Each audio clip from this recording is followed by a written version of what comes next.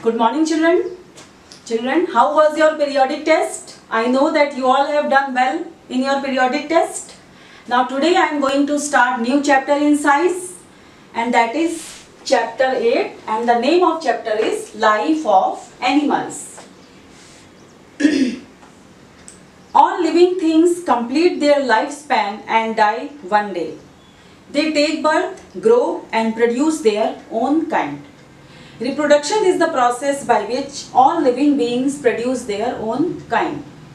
Reproduction is necessary for life to continue on earth. Look at the pictures. Are the babies different from their parents? Where do all these babies come from? Although babies are not exact copies of their parents, they have many characteristics that are similar. Animals may reproduce in two ways: by laying eggs, by giving birth to young ones. In this world, all living beings complete their lifespan and then one day they die. They give birth, they grow, and then they complete their lifespan and die. When these animals give birth, this process is called reproduction. It means they produce their own kind by the process of reproduction. And reproduction is very necessary to continue the life on earth. If there will be no reproduction, then that species will exist from earth. Okay? Now in these pictures, these babies are very similar to their parents. In some features they are different, but they are similar to their parents in some characteristics. Where do all these babies come from? These babies come from the process of reproduction. These babies are not the exact copies of their parents, but they are similar to their parents in some features. Some characteristics of these babies are very similar to their parent. Animals reproduce in two ways. First is by laying eggs.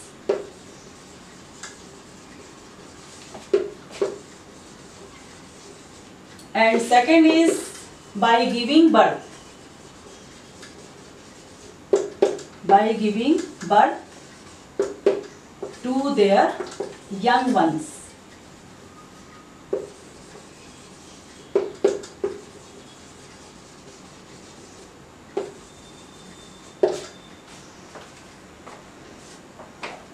सभी जीव जंतु इस दुनिया में अपना जीवन का पूरा समय पूरा करके एक दिन मर जाते हैं.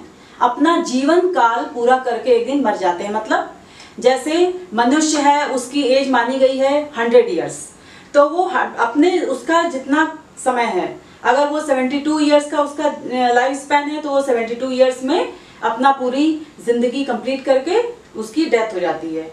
जैसे एनिमल्स हैं, कई एनिमल्स 12 साल जिंदा रहते हैं, कई एनिमल्स 100 इयर्स रहते हैं, कई एनिमल्स 20 इयर्स जिंदा रहते हैं. तो ये सारे एनिमल्स 12 साल 20 इयर्स जो इनके हैं, उतनी पूरी जिंदगी पूरी करके वो मर जाते हैं. अच्छा, सपोज करिए अगर कोई डॉग है, अगर वो अपनी पूरी जिंदगी करके मर गया, और फिर क्या होगा? धीरे धीरे सारे डॉग्स, फीमेल डॉग्स सब मर जाएंगे.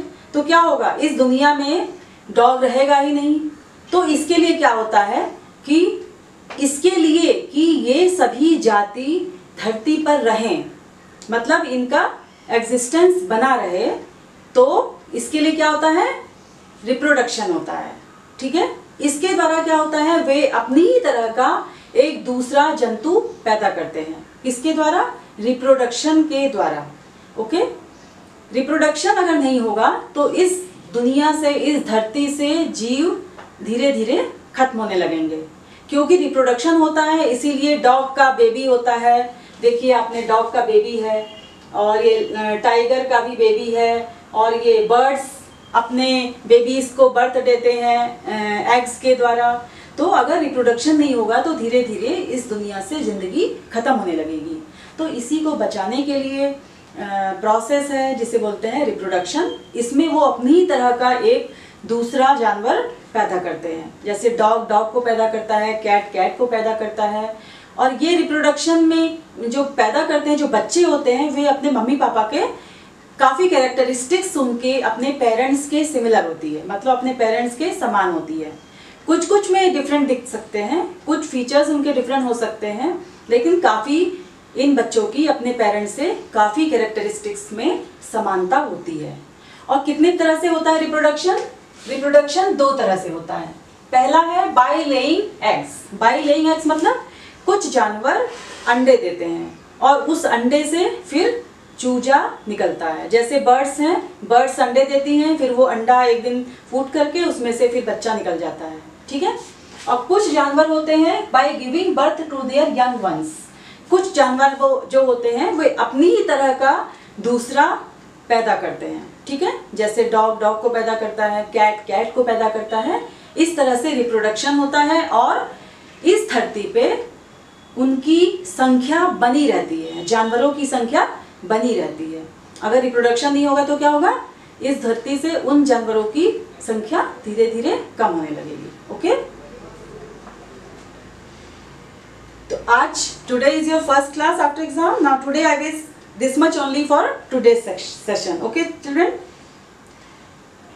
you have to read this chapter, and on next class we will discuss reproduction by laying eggs, okay, and structure of an egg.